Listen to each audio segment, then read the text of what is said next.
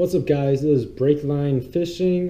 Today I'm going to be doing a quick informational video comparing the Chatterbait with the Spinnerbait. Now, both of these are very popular lures that a lot of people use, and they are fished very similarly. They both have blades, they both have skirts, they're both fished in the water column, they're both medium baits, and they both have open hooks. So I'm going to go in a quick video, just talk about some of the advantages and disadvantages of each, and most importantly, where you fish a chatterbait and where it is best to fish a spinnerbait. So let's get started. Okay, so starting with the rod setup. This is my chatterbait rod setup. There is some difference of opinions when it comes to what rod you use to fish a chatterbait. Some people prefer a much stiffer rod, like a medium heavy fast action, much more traditional jig rod with a stiffer blank, and it's not as much bend to it. And the advantages of doing that, of course, is when you're fishing the chatterbait in cover, you can pull bass out a lot more easily. You can fish it with heavier line, and people that feel like the chatterbait is meant to be fished more like a swim jig and less like a crankbait. And then there are those who think that a more crankbait style rod is appropriate for the chatterbait, like a medium moderate or something like that, and it just gives the rod more flexibility and and all the advantages that that rod will bring to fishing, like a moving bait, like a crankbait. Personally, I like to fish a chatterbait, more like a jig rod. There are times when a chatterbait is more effectively fished with a crankbait rod, but I used to fish a chatterbait 7 foot medium fast. It is not a full medium heavy fast. I feel like this is a good compromise between the two fields of thought when it comes to a rod setup with the chatterbait. Now, my spinnerbait rod is a Shimano Compre. This is a technique specific spinnerbait rod. So it is a 610 medium heavy extra fast action. It shows kind of extreme as far as the action for a spinnerbait rod is concerned, but I've had this rod for a while. I've been using it to fish spinnerbaits for a while, and I haven't ran into any problems with it. So much stiffer rod for the spinnerbait. A lot of people do like to fish chatterbaits on their spinnerbait rod. My chatterbait rod, does have a little more flex in it than this does, and I just prefer that. That's very personal preference. Anyway, getting into some of the key differences that I'm going to be pointing out between the chatterbait and the spinnerbait. Really, just some simple things to know. Chatterbait is better worked in grass. It does a lot better than grass in the spinnerbait. See the spinnerbait's wire right here that connects the blades. Of course, it's going to be getting hung up in the grass, and it makes the spinnerbait not really a viable option for fishing and running it through the grass.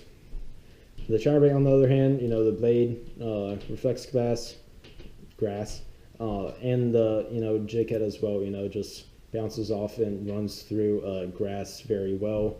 And the action that the grass creates on the blade actually creates a situation where the bass are enticed by the chatterbait. Another advantage of the chatterbait, not advantage, but another situation where the chatterbait I feel like is superior to the spinnerbait and is better fished in is dirtier water. Because that vibration that you get with the jig and that noise that it creates just works a lot very well in dirty water, and that's a situation where I think the chatterbait is well fished, whereas the spinnerbait does better in clear water, just because the blades, especially these willow leaf blades, are more apt for clear water, and that flash that they create travels for a distance in clear water. Of course, the spinnerbait with willow leaf blades, these Colorado blades, like I got on the spinnerbait, are better adapted for fishing dirtier water, because these Colorado blades create more of a vibration, much like a chatterbait would. But still, a chatterbait, is on the other end of the spectrum, and I feel like, is better fished in dirty water. And the spinnerbait, clear water. Again, you can flip-flop these. I mean, this isn't set hard guidelines. This is kind of just in general, and then in my opinion, and what I've seen, on the internet. But I'm sure there are plenty of guys that effectively fish a chatterbait in deep, clear water and have success doing so. So, I mean, it just really comes down to your opinion. And then another difference between the two, I feel like that's kind of important. In my opinion, the chatterbait is best fished shallower than the spinnerbait. So if you've ever fished a chatterbait, I'm sure you've realized this. But basically, when the chatterbait, when you're working it through the water column, this blade is going to, reflect off the water, and the water is going to, push off the blade and push off, this angled jig head, and basically make the chatterbait rise up in the water column. So as you're, retrieving it, especially when you're doing a faster retrieve, it's going to, rise in the water column pretty dramatically. And, it just has a tendency to move up the water column as you reel it in. Whereas the spinnerbait, it's basically just a jig head and not getting the resistance that you do with the chatterbait. And so you can let, like a 3/4 ounce spinnerbait drop to the bottom, get to a pretty deep depth. And you can, work it back and have very little trouble with, the spinnerbait rising up where you don't want it to. So, I just think that the chatterbait is better fished a little bit shallower than the spinnerbait. The spinnerbait has the potential, I feel like, to be fished, at lower depths. And, the spinnerbait has always been called like one of the most versatile bass lures out there. And that just kind of plays into that idea of the spinnerbait being highly versatile. The spinnerbait can be fished shallow or deeper, whereas the chatterbait is kind of limited as far as its design is concerned with fishing, at higher depths.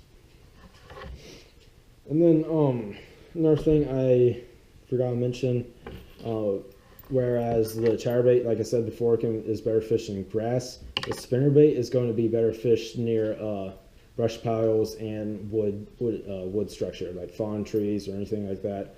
Because this wire is basically going to let the spinnerbait bounce off this wood structure very well. And then, much like the chatterbait does in grass, the spinnerbait bouncing off creates with these blades, in the flashing, an ideal situation where you can get a strike. And then, in the chatterbait, fishing wood and structure like that, it's just not going to do as well, because especially the Z-Man chatterbait right here, it doesn't have any sort of reed guard or anything, so it is a truly open hook, and you're more likely to get caught, get stuck, and this blade isn't going to bounce off the wood like you would want it to in a spinnerbait. And of course, the spinnerbait's hook is protected by this wire, so less likelihood of you getting caught in any wood, and the spinnerbait, is just more effective in wood. So I think that those are the key differences. Usually a stiffer rod with a spinnerbait, even though you can't fish a chatterbait on a spinnerbait rod. Chatterbait is better in grass. Chatterbait is better in grass. Spinnerbait is better in wood or brush piles. And then in my opinion, spinnerbait is more versatile and can be fished at lower depths, while the chatterbait is best suited for shallow to that mid range in the water column. And then of course chatterbait dirty water, spinnerbait clear water, just as far as the blades are concerned. That's about it. Some quick strategies for fishing these. Very popular one is to burn a spinnerbait along the top. You can do the same thing with the chatterbait. You already fish these two baits similarly, just slow roll, working a long structure, working the chatterbait through grass, working the spinnerbait along a dock or through a brush pile, over a brush pile. And yeah, they are pretty easy to fish. These are a couple of my favorite baits to use when I want to fish the water column. Big fan of both of them.